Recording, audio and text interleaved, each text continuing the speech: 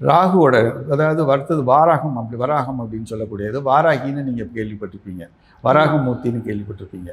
பூமியினுடைய வடிவம் வந்து உருண்டைங்கிறது இப்போதான் கண்டுபிடிச்சாங்க. ஆனால் இந்த காலத்திலேயே அந்த அவதாரத்தில் காமிக்கிற மாதிரி வாராக அவதாரத்தில் காமிச்சிருக்காங்க.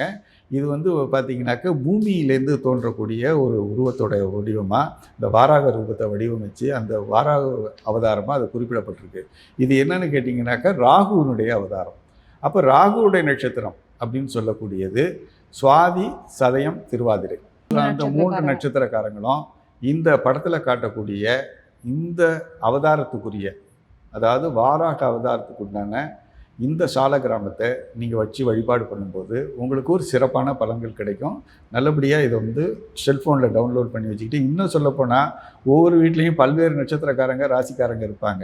ஒருத்தருக்கு ஒருத்தர் எதிரியாக கூட போகும். நான் என்ன சொல்கிறேன்னு கேட்டிங்கனாக்கா, செல்ஃபோனில் டவுன்லோட் பண்ணி வச்சிங்க. காலையில் எழுந்திரிச்சோன்னு அதை பார்த்துக்குங்க.